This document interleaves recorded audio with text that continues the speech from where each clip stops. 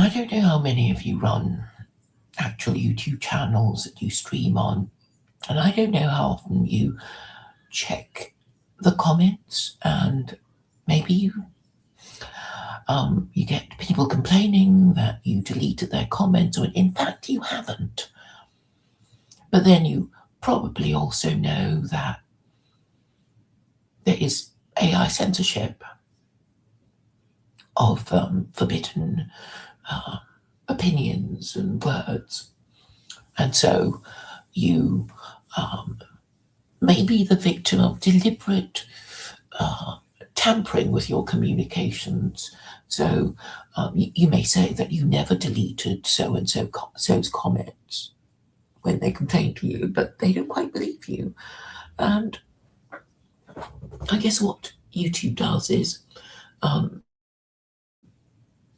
maybe certain people have a kind of maximum number of comments they can post, or they're not sure. But anyway, I've noticed that Yon God complains that he had to rephrase certain comments in order to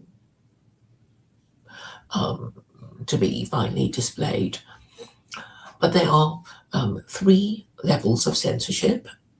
There is none, and my setting is on none, and there is some, and there is high levels of censorship. So this is something that you should be aware of.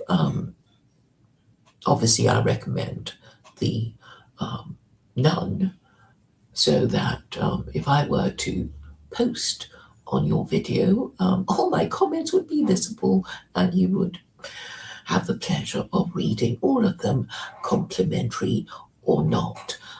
What I've also noticed yesterday that was that I posted a compliment on someone's YouTube channel, and then I realised it wasn't displaying, and then I confronted him and said, what's your problem? I thought we were on friendly terms. And he said no, he wouldn't do such a thing, but probably he didn't know about the levels of censorship that we can opt for.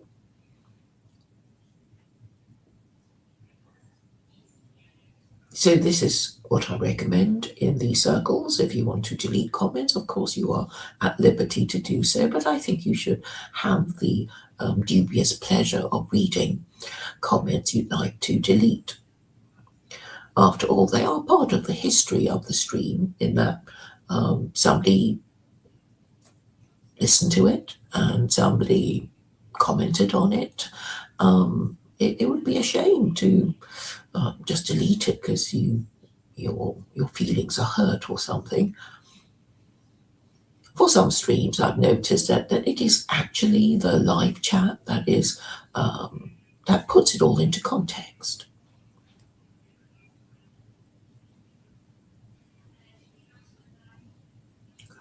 Yesterday, I had a very rewarding stream with God. I always love talking to him. I hope we understand each other rather better now. And I think it's important to keep channels of communication open. I really do encourage that. And whatever I might have said about individuals, I'm actually happy to keep talking to them. I do say that being in your own echo chamber, in your own hug box, is actually really boring. So, a couple of friends talking to each other and agreeing with each other is really not that entertaining to listen to. And so every discussion with anyone who disagrees with you should be about politics, and should be about what you can agree on and what you can't agree on, and why. And this should really be standard political discourse. The chit chat in most other streams I really find to be unbearable. I've just come from listening to Chris Howard's stream, and there are people who tell me not to talk to him because he's such a boomer. But I do enjoy Chris's streams because, you know, you can tell it is about his life. It's a kind of diary. Uh, it's his thought for the day. He uses the AA calendar to, focus his thoughts, and every now and then very enlightening and profound. So this is what I do appreciate, and of course a great thing about Chris is that he's not avoiding the question. He's not. He may dismiss the question, but at least you can see, he does mean to address it, and he is thinking about the answer, and that is what is so refreshing about somebody confident enough to do so. I get the impression that young people these days are just not very articulate, even when they are given every opportunity to express themselves. And this is particularly typical of TLC. Perhaps it's something to do with teachers just not being particularly critical of their pupils.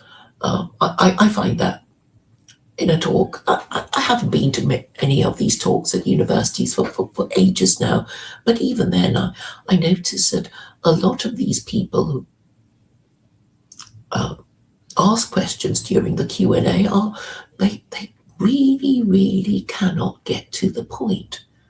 It is just moronic the way they can't. So they have to kind of think aloud and, wander around all over the place before they can get to the point, and, before the mic is taken away from them. And I've also noticed with BBC Radio 4, when I did listen to it on the Today programme, people who were being interviewed on it would come straight to the point. But then when they'd say things like, "Oh, hi, how are you?" And it's, I think that's just advertising your inability to kind of edit yourself before you get to the point.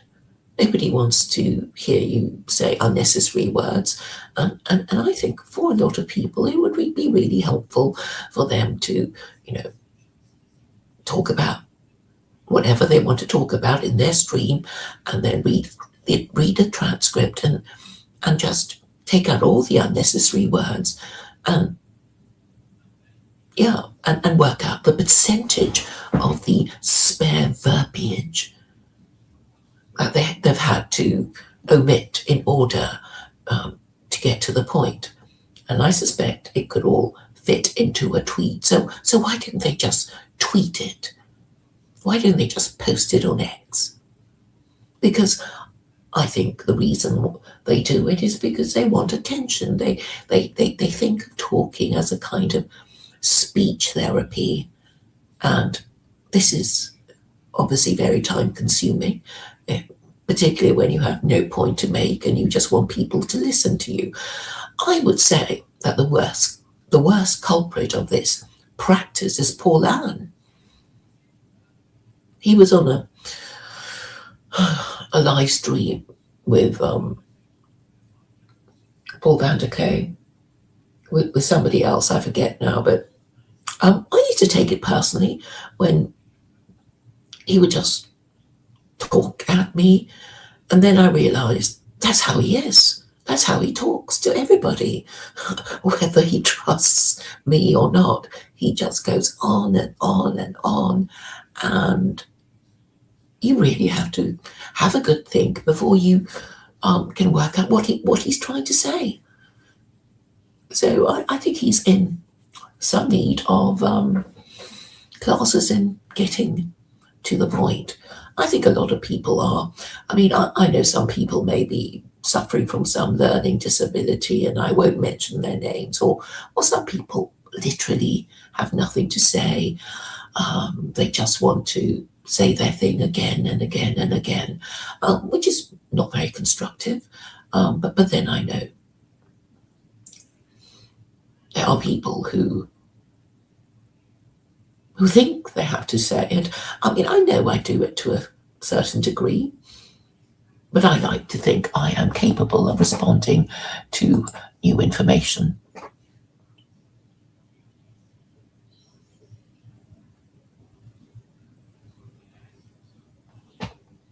So I see I've got some old comments by tax insurance accessories, which is nice. I guess what I do is I think of a topic I want to talk about, and then I leave it to return to.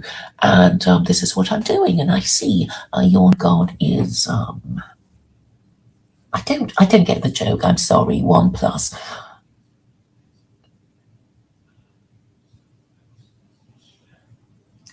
I'm afraid I don't get your sum. So this is all I want to say, I guess. Has